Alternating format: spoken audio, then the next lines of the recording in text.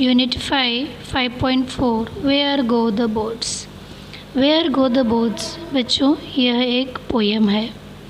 In your book this is on page number 70. Where मतलब कहाँ, go मतलब जाना, बोट मतलब पानी की जहाज. पानी की जहाज कहाँ जाती है.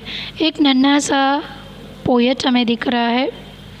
पोयम में जो एक नदी के किनारे बैठा हुआ है और अपनी बोट्स को सेल कर रहा है, पानी में डाल रहा है.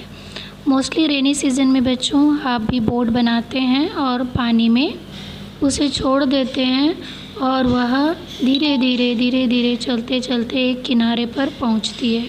तो पोएट भी यहाँ उसी तरह से सोचता है. पोएट यहाँ इमेजिन करता है कि उसकी बोट कहाँ कहाँ से पानी के किन किन रास्तों से होते हुए आगे की तरफ बढ़ती है.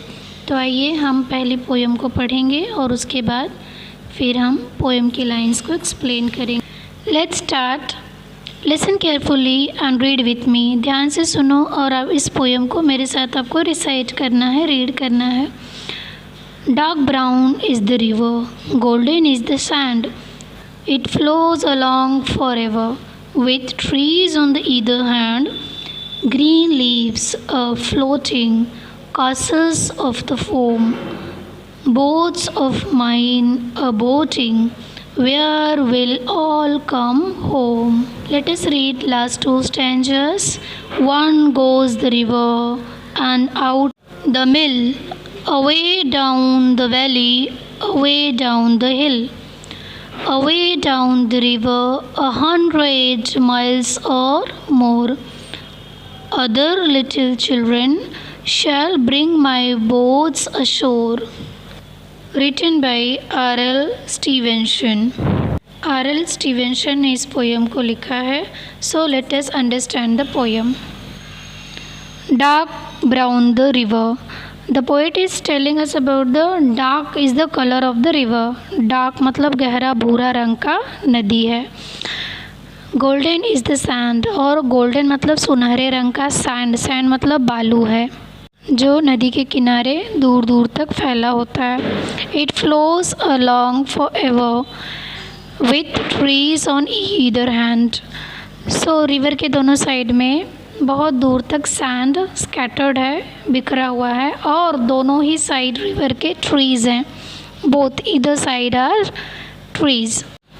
The poet has explain us about the beautiful picture और द सीनरी. सीनरी और पिक्चर जो हम नदी के किनारे देखते हैं बच्चों, उसको पोएट ने बड़ी सुंदर तरह से यहाँ दर्शाया है.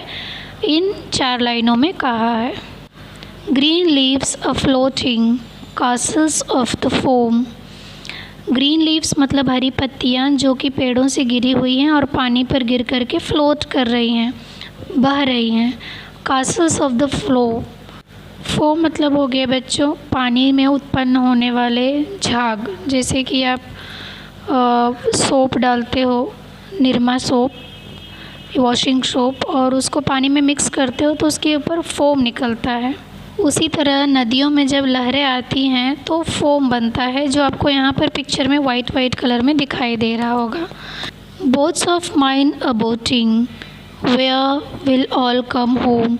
मीन्स मेरा जो बोट है वो बोटिंग करते हुए where will I all come home, घर पर पहुँच जाएगा. इन लाइनों में पोएट कहना चाहता है कि उसकी जो बोट है वह फोम के साथ, नदी के लहरों के साथ में अपने घर पर पहुंच जाएगी या उसके डेस्टिनेशन मतलब हो गया बच्चों जहां पर उस बोट को पहुंचना है वो वहां पर पानी के बहाव के साथ पहुंच जाएगी. ऐसा पोएट का थिंकिंग है. Now we will study last 2 stanzas. On goes the river and out past the mill. On goes the river मतलब रिवर के ऊपर बहते बहते उसकी जो बोट है वह मीलों दूर चली जाएगी, कई किलोमीटर दूर चली जाएगी। Away down the valley, valley मतलब घाटियों से, घाटियों में गिरेगी उसकी नाव और वहाँ से होते हुए भी आगे जाएगी। Away down the hills, hills मतलब पहाड़ों से भी गिरते हुए उसकी बोट जो है वो आगे जाती रहेगी और कंटिन्यू आगे की तरफ बढ़ती ही रहेगी। Last stanza will see away down the river 100 miles और मोर।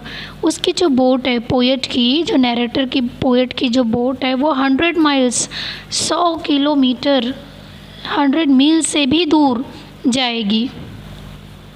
और वहाँ पर अलग अलग children, other little children shall bring my boat ashore. Ashore मतलब किनारे।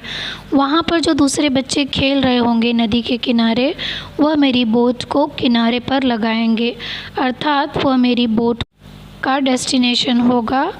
मेरी बोट उस जगह पर जाएगी जहाँ दूसरे छोटे बच्चे नदी के किनारे खेल रहे होंगे और वही बच्चे मेरी इस बोट को किनारे लगाएंगे।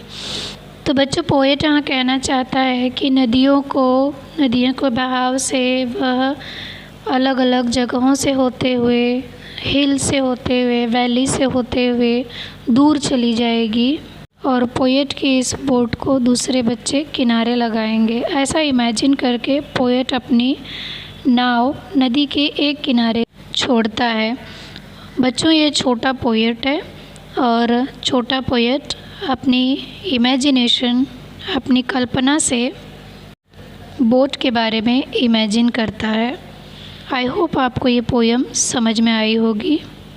Read this poem again. Thank you student, I hope you have enjoyed this poem. इस पोएम को एक बार फिर से पढ़िए। Read this again.